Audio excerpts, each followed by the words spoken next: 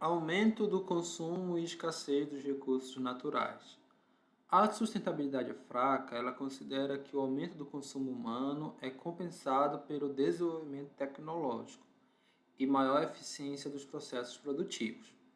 Desde meados do século XX, por exemplo, a produtividade e a vida útil das reservas minerais vem aumentando, enquanto que o preço vem reduzindo. Então, isso aqui o número de alumínio disponível, né? Toneladas de alumínio disponível, ferro e cobre. Então, tudo vem aumentando. O que é isso? É o desenvolvimento tecnológico que tem feito com que esses minerais eles se tornem mais acessíveis. Perdão, não é mineral não, mineral é outra coisa. Esses elementos se tornem mais acessíveis, que vêm dos minerais. Então,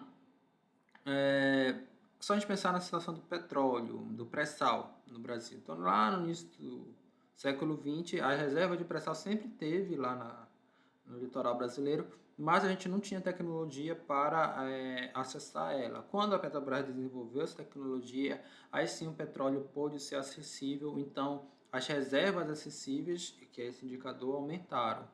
Quando você aumenta a oferta de qualquer coisa, pela lei da oferta e da demanda, o preço dela cai. Foi justamente isso que foi verificado aqui com todos esses elementos aqui, com os recursos minerais de forma geral, né? Esses elementos que vêm de recursos minerais.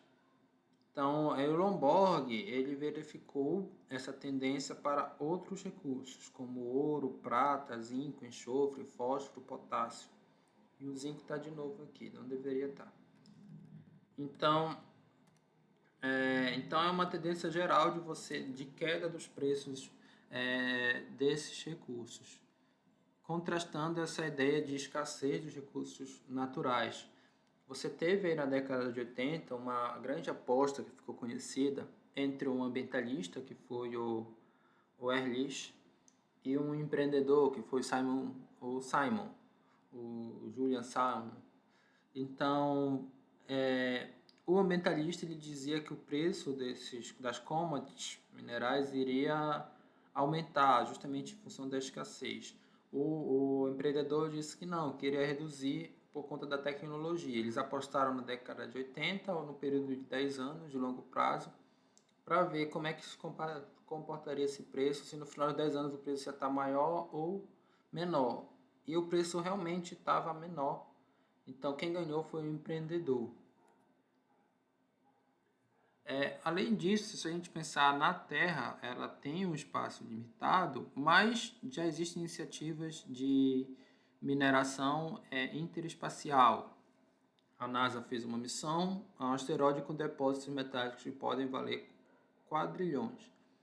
Estimativa apenas do ferro contido nesse asteroide são 10 mil quadrilhões de dólares.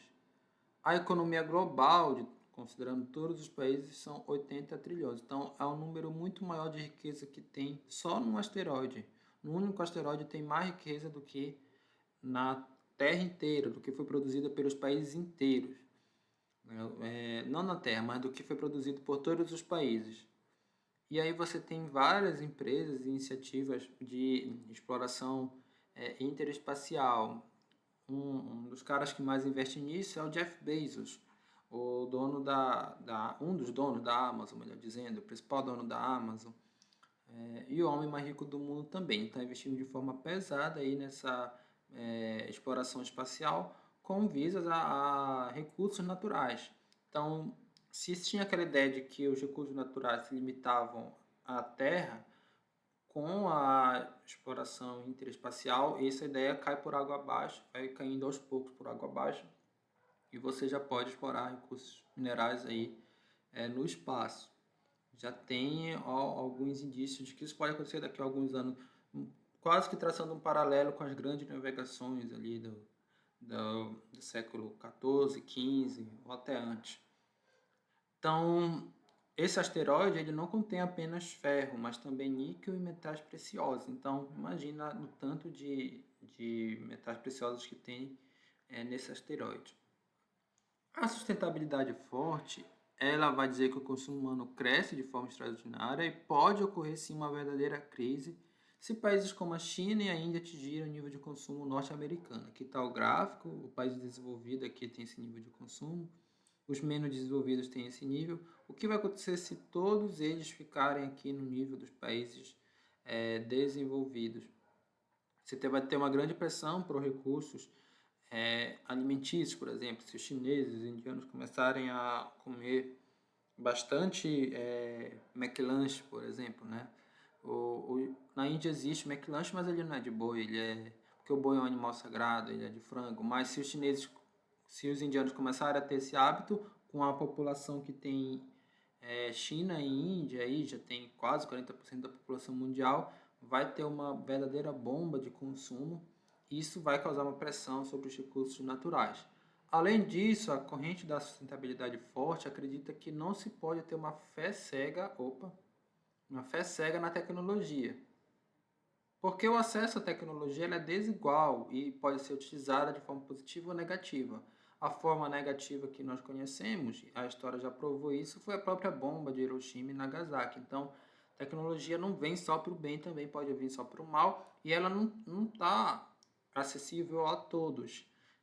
Para vocês terem uma ideia, nos países desenvolvidos, na alfabetização das crianças já se inclui a programação, ou seja, as crianças desse país já estão aprendendo a programar softwares e computador e entrar de forma forte na era digital. E é uma realidade muito distante do Brasil, em que nossa alfabetização aqui ainda carece dos elementos básicos mesmo da nossa própria língua portuguesa e de matérias como já o resto da educação básica, né, com matérias